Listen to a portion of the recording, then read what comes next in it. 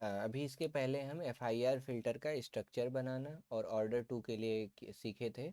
अब उसी कंटिन्यूएशन में हम उसकी स्टेजेस की इक्वेशन लिख रहे थे। तो यहाँ तक हमने कर लिया था। एक स्टेज सॉल्व किया था, फिर उसकी A1 और B1 की इक्वेशन लिखी थी। फिर नेक्स्ट स्टेज पे गए थे। ठीक है, ये तो ऑर्डर 2 के लिए। पहले ऑर्डर 1 के लिए इक्वेशन लिखा था, स्टेज 1 ऑर्डर 1। ऑर्डर 2 में देखो 2 स्टेजेस आ गई थी, तो हमने ये इक्वेशन लिखी थी, यहाँ तक की इक्वेशन लिखी थी। अब हमें इसकी A2 और B2 की इक्वेशन चाहिए थी।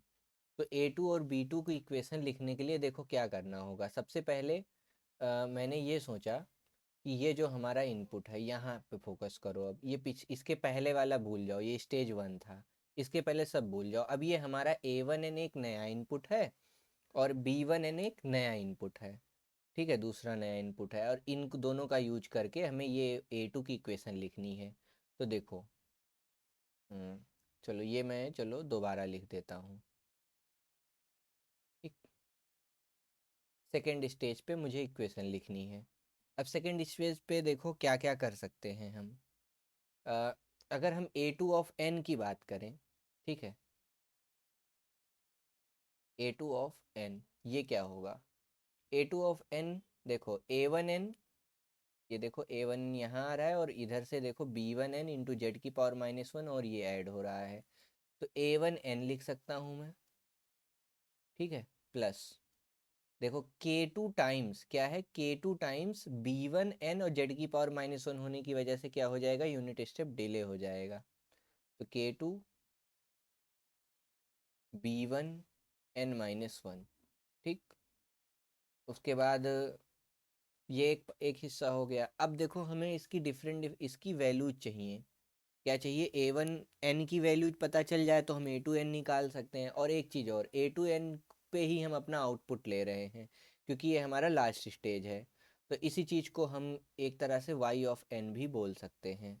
ठीक है, अब A1n A2n ये तो हो गया। इसके पहले देखो, अब हमें A1n की अगर वैल्यू पुट करनी है तो पिछली इक्वेशन चाहिए। ठीक है, इक्वेशन नंबर 11 से हम A1n की वैल्यू पा सकते हैं बड़े आराम से।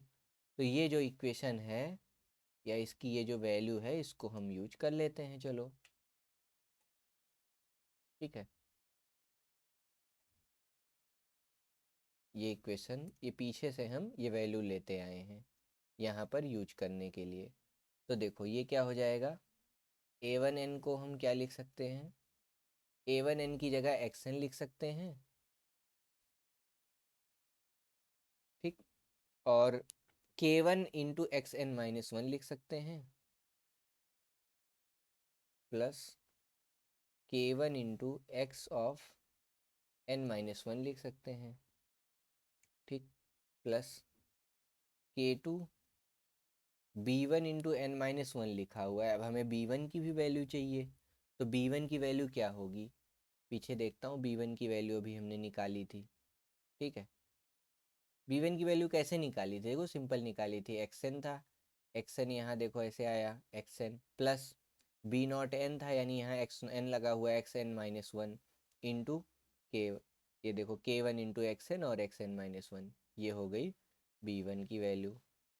तो ये वाली इक्वेशन हमें यूज करनी है।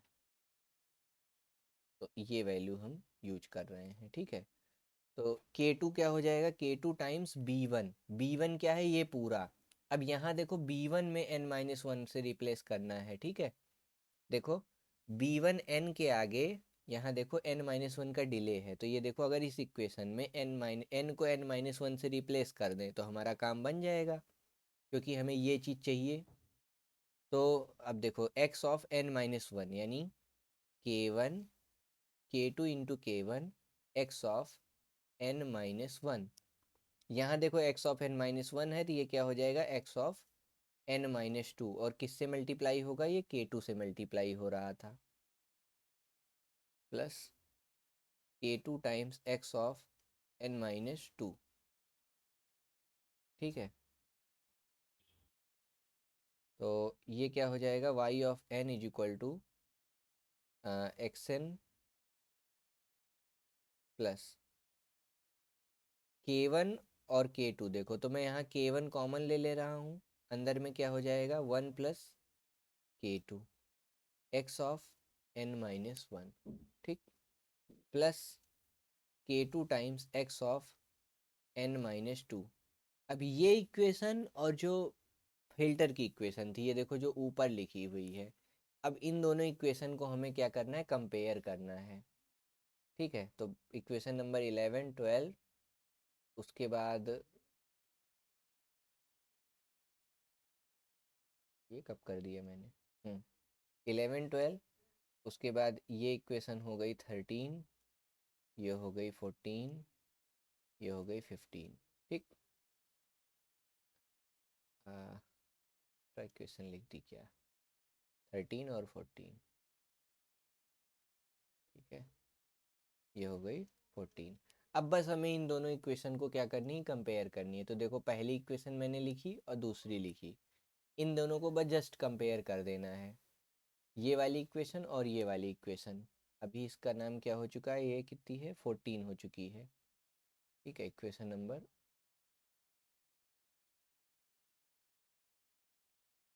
14, 10 और 14। ठीक है, दोनों का यूज किया। अब देखो यहाँ पे V2 था, यहाँ पे क्या है, दोनों को अगर हमने पहले बराबर लिख लिया, जैसे x1 वाली इक्वेशन तो xn, b2 equal to this one, and b2 equal, अरे चलो साफ इरेज करके फिर से कर देता हूँ। देखो ये इक्वेशन है, ठीक है, जो हमने सॉल्व करके निकाली है।